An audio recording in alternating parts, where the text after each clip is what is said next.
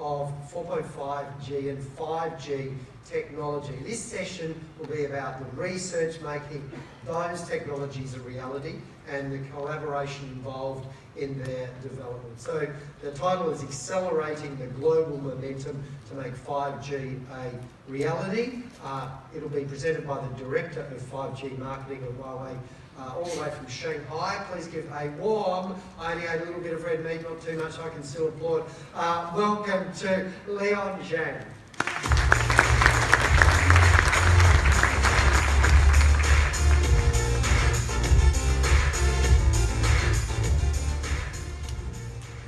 Okay, so good afternoon, ladies and gentlemen. So it's my great honor to be here to talk about 5G. So last year, the whole industry is still discussing about the definition of 5G and also its enabling technologies. This year, with the start of 3GPP standardization, we can see 5G is drawing near. So in the next 30 minutes, I'd like to share with you our latest progress and points of view on 5G. Okay, before we going to start talk about 5G, let's look back to the paradigm shifts for the mobile communication technologies for the past 25 years. And the first paradigm shift happens in 1991 with the deployment of GSM in Finland. We opened the mobile voice era.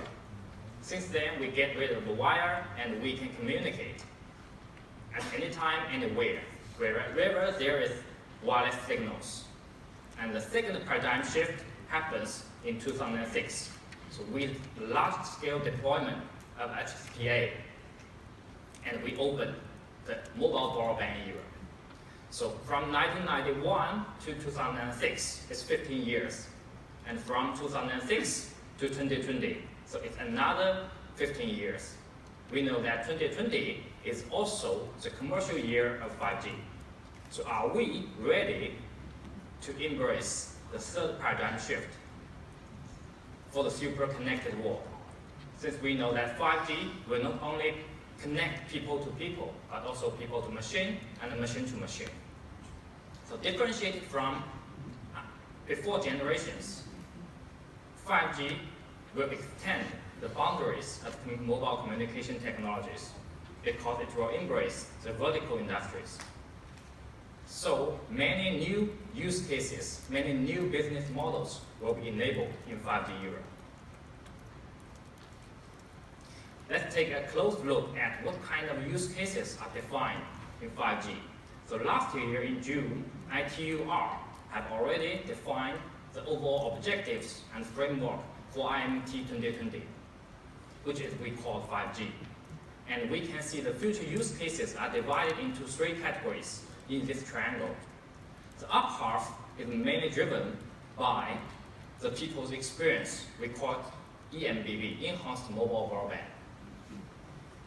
Use cases like 3D video, 4K, 8K video, virtual reality, and augmented reality, all of these use cases, which will lead to the network requirements like 10 to 20 gigabps throughput for the peak throughput, and 100 megahertz for experience rate, and also 3 times spectral efficiency improvement compared with 4G.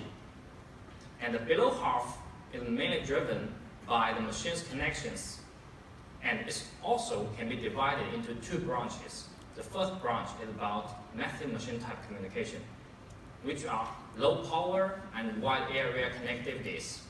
And we can have smart cities and smart home, smart buildings, and also smart metering, all kinds of such use cases, which will be very sensitive to the connectivity density and also the power efficiency. So another branch for the IoT is URLLC, ultra reliable and low latency communications.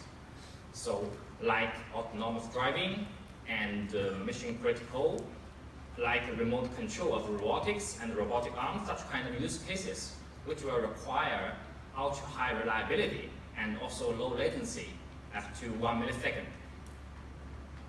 So from this moment, we can see these use cases defined by the ITU. but we know that no one can predict the future. So for the use cases, there will be still many uncertainties. Just like in 2004, we cannot predict the birth of iPhone. And recently, we also cannot predict the popularity of Pokemon Go. So there are still uncertainties. So the nature of 5G actually is using the certain network capabilities to meet the uncertain future use cases. Next, I'd like to take two examples, which are also very hot use cases here to show that how 5G will reshape our industries. The first one, I'd like to talk about AR and VR. Definitely, this year will be the explosive year of virtual reality and augmented reality. And we can see that the gradually formed industrial train for the virtual reality and augmented reality, from the chips, from the terminals, and from the content producers platforms and the broadcast platforms. So according to Goldman Sachs report on AR and VR, we can see till 2025, the market size for AR VR will reach over 182 billion. And they also mentioned, the Goldman Sachs report mentioned that cellular technologies will be the key enabler for the mass adoption for AR VR. And why? Since now we can see that AR VR is still very expensive, since we have to use some powerful PC to deal with images, to do the render. So in order to reach the mass adoption of AR VR, definitely the problem is the cost. How to cut down the cost? So the trend is that, what about we can do the rendering in the cloud, and we can use the network to transmit the contents to our head-mounted devices. So in this way, 5G will be playing a very important role for the mass adoption of AR VR. But also, AR VR will have very critical requirements on the 5G technologies. For example, for the retina experience and also very smooth video for VR, here we can see we need at least 16K resolution, and also the frame rate reaches over 120 frames per second. You know, now all of our devices for VR only reach 2K. So at these conditions, the throughput for the network will reach over 4 gigabits per second. So another challenge is from the latency. Since we know that the MTP, motion to photon latency for VR, should be less than 20 milliseconds end to end. So we can see that for 120 frames per second, we'll introduce over 80 milliseconds. And we also need to exclude the sensor and the response time of screen, all of these. So the latency margin left for the network will only around 5 to 9 milliseconds. So now LTE technologies cannot meet all these demands. We need 5G. And another use case I want to talk about is about the connected car. And we can see the evolution parts of a connected car from this picture. Actually, for the autonomous driving car, we can see there have some definitions that there are several levels of the automation. The lower level automation is only doing the assisted driving, which means the control of the car is still in the human hand. But for the higher level of automation, we can do anything when we drive. We can sleep, we can read a book. It's a higher automation or full automation. And all of these cannot be realized before 2010. And we can see in nowadays, actually, we are just doing some roadside communications for the parking guide and also for some ETC. And for the 234G, actually, we are doing the telematics, which means we are doing some entertainment and we are doing some online guide and all of these kind of stuff. But since last year, with the definition of LTV and also for IEEE standard 802.11p, we are focusing on the assist driving to ensure the safety driving. For example, formerly, we have a bus ahead of us. We cannot see what happened because our side was blocked.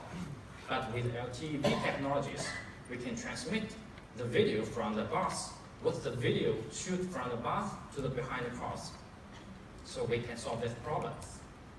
But for the higher automation and full automation, it will have very heavy rely on the networks, because the intention could not be communicated by the radars and sensors. It will heavily rely on the communications and rely on networks. So that's why 5G is very important for the higher automation and full automation, or even driverless car. And the requirement is over 5 nines reliability and also less than 5 to 10 milliseconds. This is our joint research result from the European Commission 5G PPP program, and we also released a white paper about this. So after the use cases, I'd like to talk about the new business models. And we can see that connectivity as a service will still play a very important role in the 5G era, especially for the consumers market. But there are still some new business models emerging here, like platform as a service, which means since our operators' infrastructure have already been cloudified, so we can do the PaaS, we can do the infrastructure as a service, IaaS, and also we can do the capability as a service. Since our operators have so many abundant network capabilities, we can open them to third parties to monetize the network capabilities. So this is the second business model. And the third business model is about network slice as a service. So what is network slice?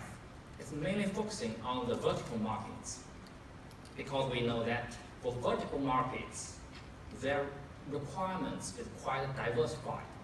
So for operators, it's not economical to build dedicated networks for each vertical industry, since it's a long-tail market.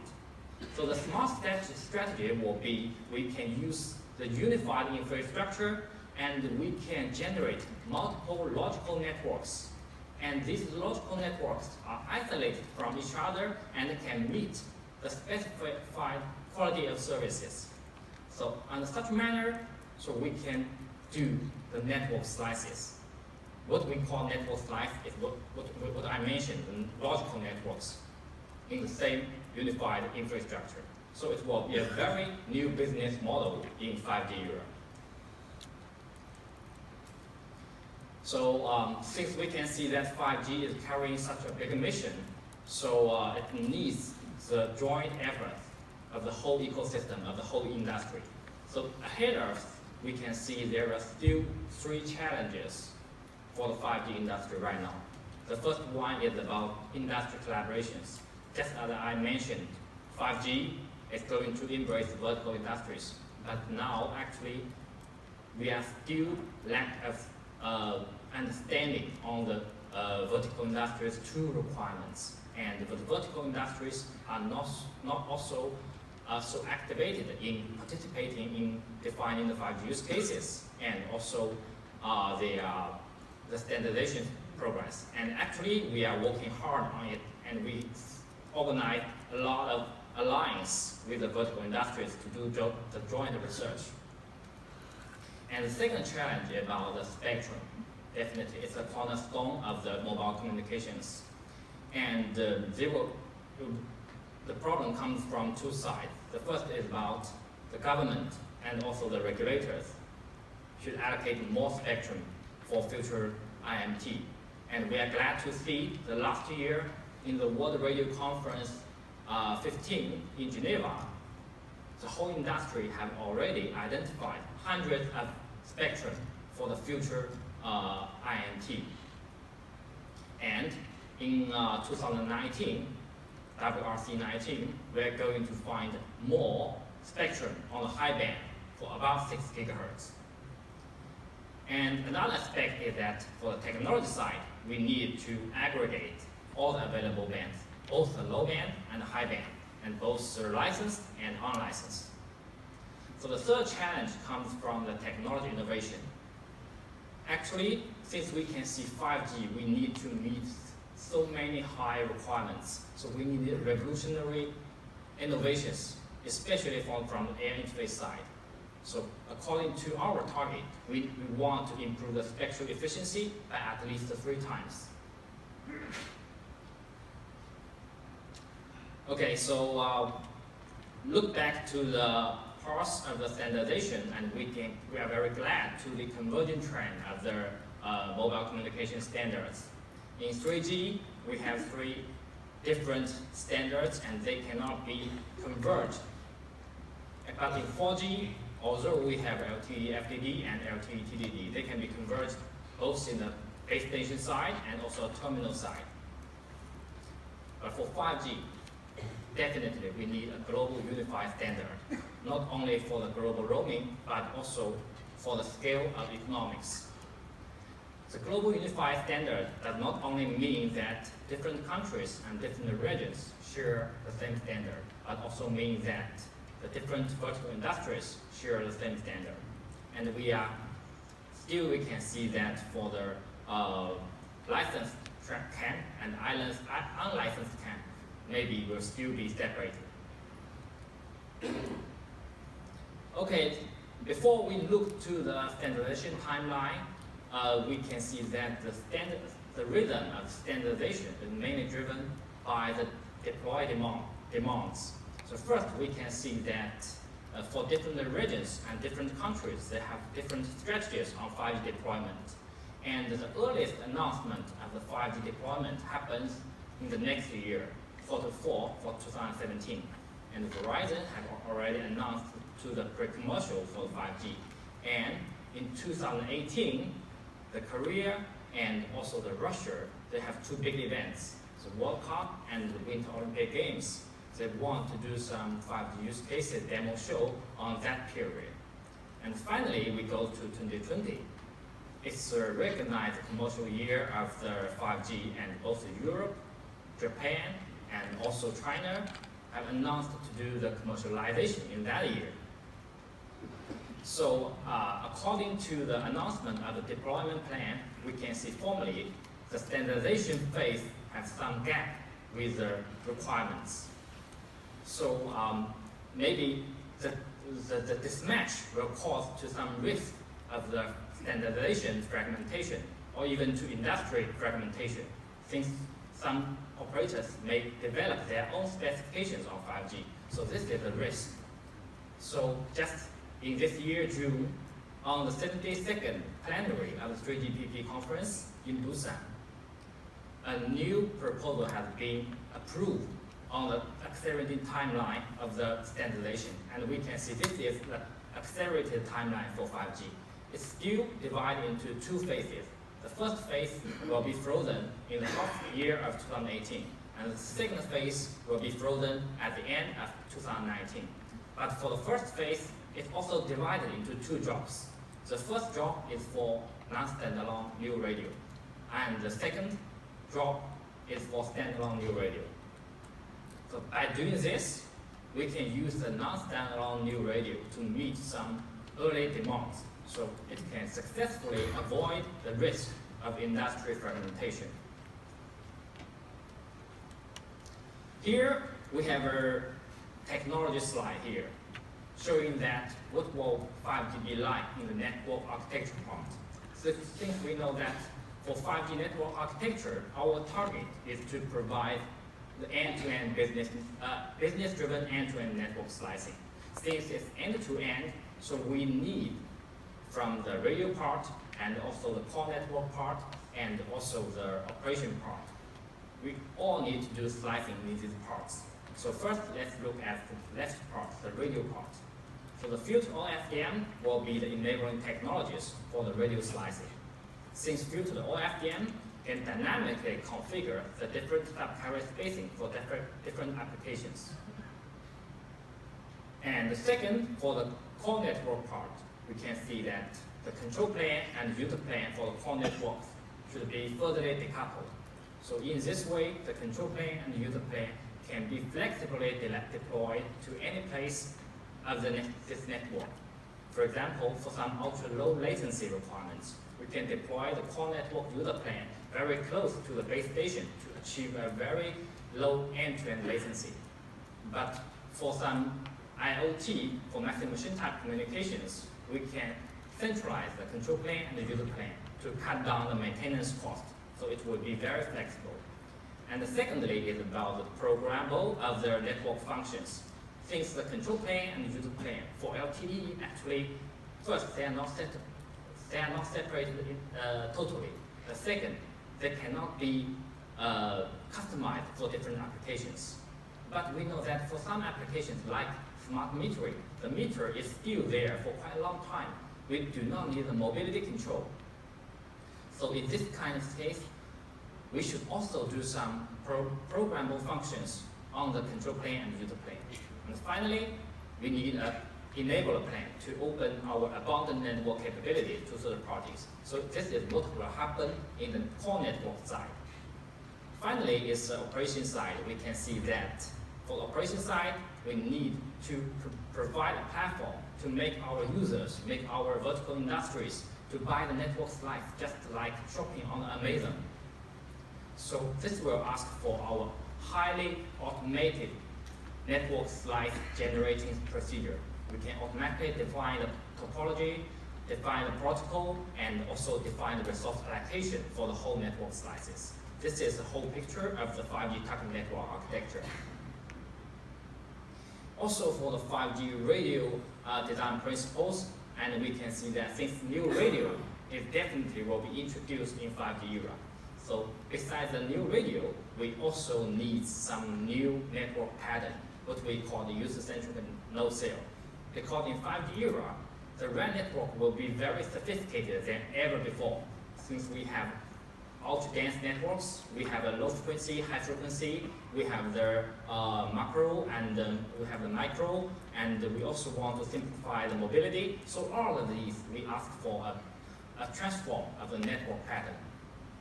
Also for the unified interface, since we see that for the, we must do the radio slicing, so we have to introduce some new interface technologies in the unified interface. It also should support the full spectrum access. We have a lot of mixed numerologies for different applications, so we can customize the interface components for different applications. The third is about spectral efficiency. So why spectral efficiency is so important? So because it will greatly reduce the cost of operators to deploy networks if we have a high enough spectral efficiency. And we raise series of new waveform, new channel coding schemes, and also the new multiple access schemes. Last but not least is about the RAN agnostic technologies, which means these technologies can be used both for 4G and 5G. Its purpose is to improve the spectrum efficiency further. The key enablers, just like massive MIMO and full triplets. And this picture, we can see that in the future, the network pattern will transform from the cell-centric to the UE-centric, which means from the UE connects to dedicated base station to UE connects to multiple base stations. From the UE-centric measurement to network-centric measurement. From the interference avoidance to interference-free. So there are two key enablers. First is about Cloud RAN. Second is about device-to-device enabled UE cooperation. And with this, we can do the four decoupling. The first decouple is decoupling the UE and the physical site. With this, we can eliminate the cell edge. The second decoupling is decoupling the uplink and the downlink.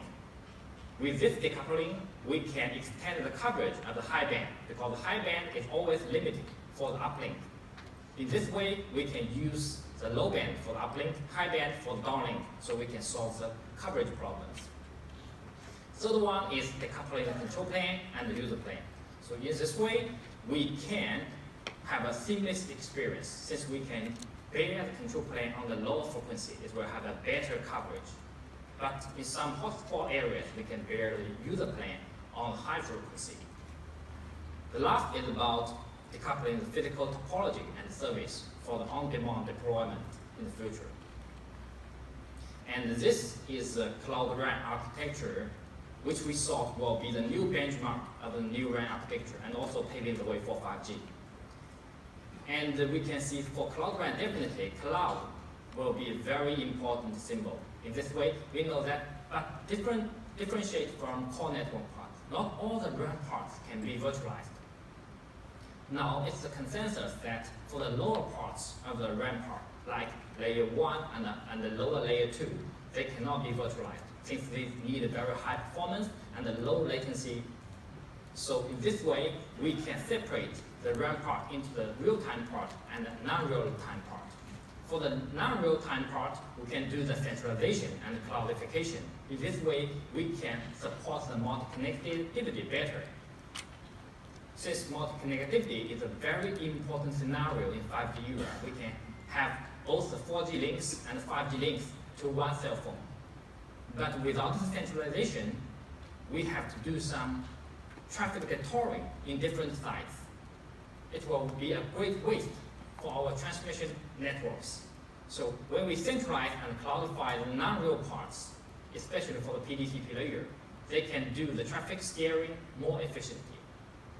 And also this, we also can centralize all the real-time parts and non-real-time parts together to achieve the cloud BB, which can greatly improve the efficiency and also the performance of the coordination features.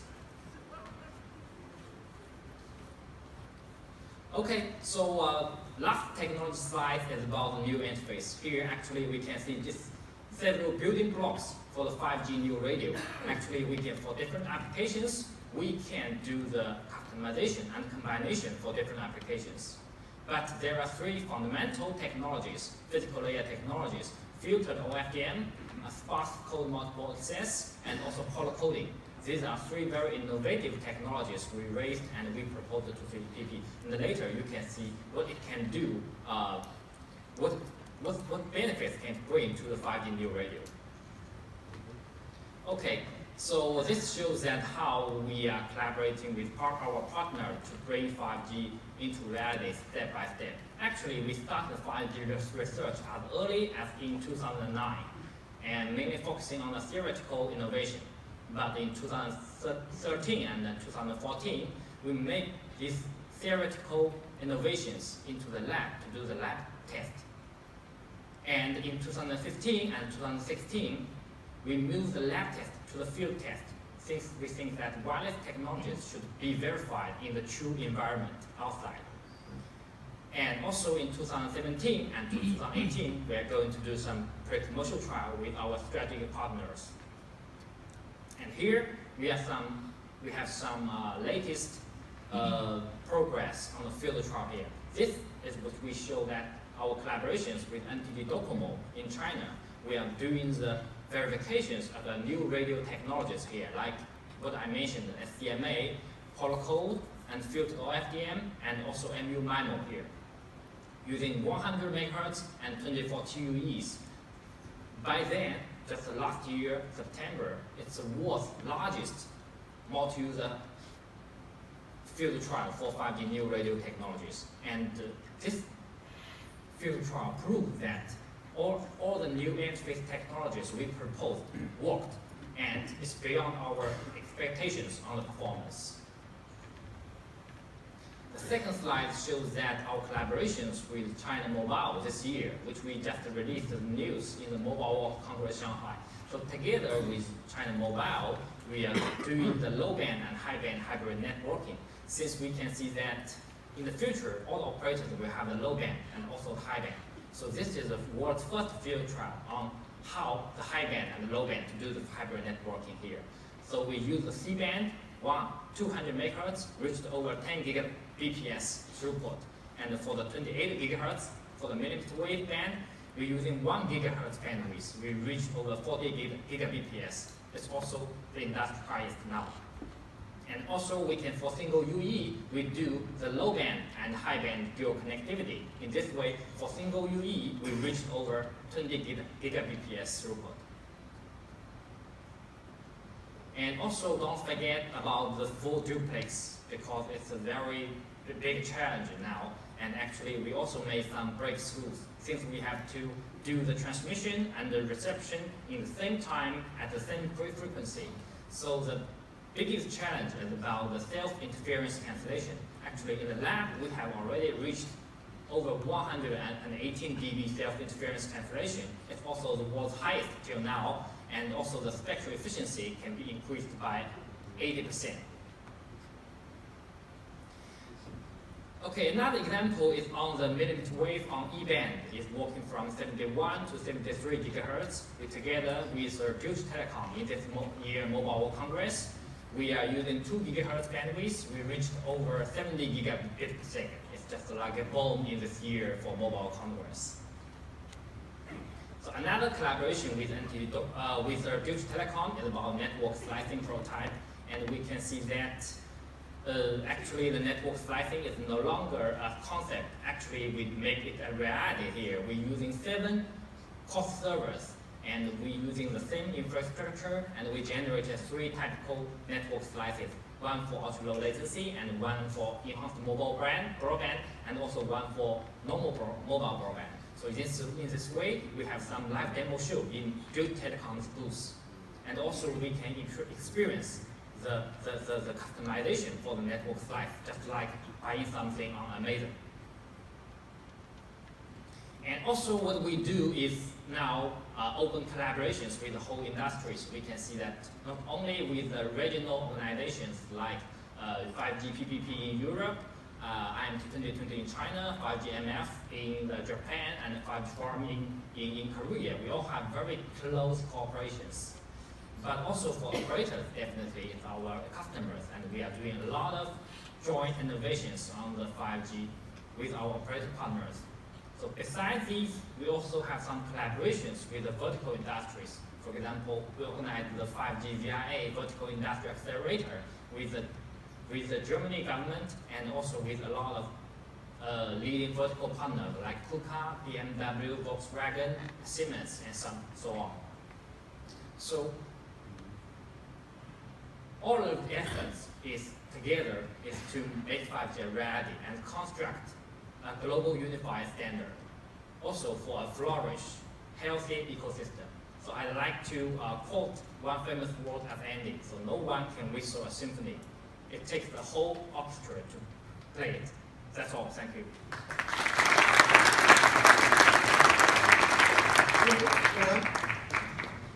I did mention there would be a test after that talk tonight. The spectral efficiency gain in the full duplex package. Anyone? Yeah, 1.8x. Well done. C-band MU-MMO, how many layers? 28 nearly, bit less. 26. Well done. And beam forming, what is it? You can tell me later. I think my comment after that is it's extremely